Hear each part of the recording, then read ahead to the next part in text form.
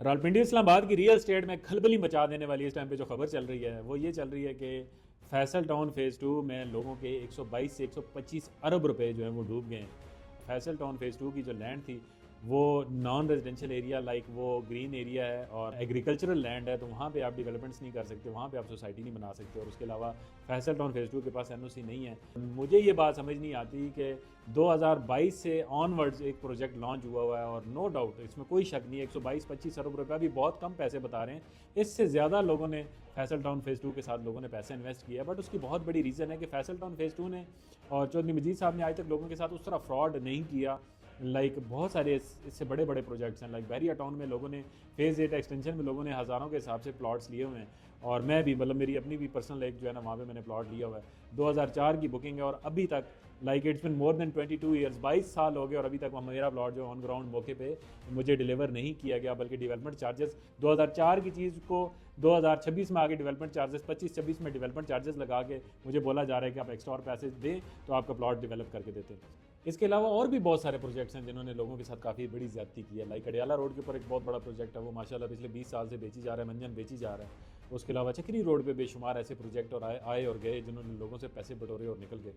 तो मेरा सिर्फ और सिर्फ एक सवाल बनता है कि जब एक बंदा 2022 से एक प्रोजेक्ट लॉन्च करता है और डेवलपमेंट वहाँ पे स्टार्ट कर देता है और मैसिव पेस के ऊपर डेवलपमेंट्स होती है, लाइक अभी आप फैसल टाउन का एरिया जितना भी है ना, अगर आप जाकर उसको विजिट करते हैं ना, तो ज़मीन जो है ना ऑलमोस्ट सीधी पदरी की गई है, मतलब वो सारी की सारी बुलडोजर के साथ लैंड जो है ना तकरीबन लेवल कर दी गई है।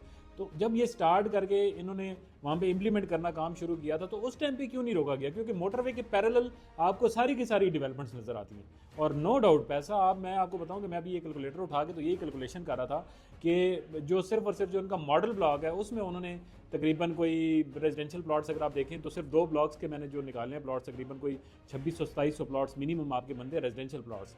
और उसके अलावा कमर्शियल्स को छोड़ के तकरीबन आपके 20 अरब रुपया जो है ना, तकरीबन 15 से 20 अरब रुपया सिर्फ रेजिडेंशियल प्लॉट्स की मद में उठाया गया। उसके अलावा कमर्शियल्स बिके और कमर्शियल्स अवेलेबल ही नहीं थे मार्केट में।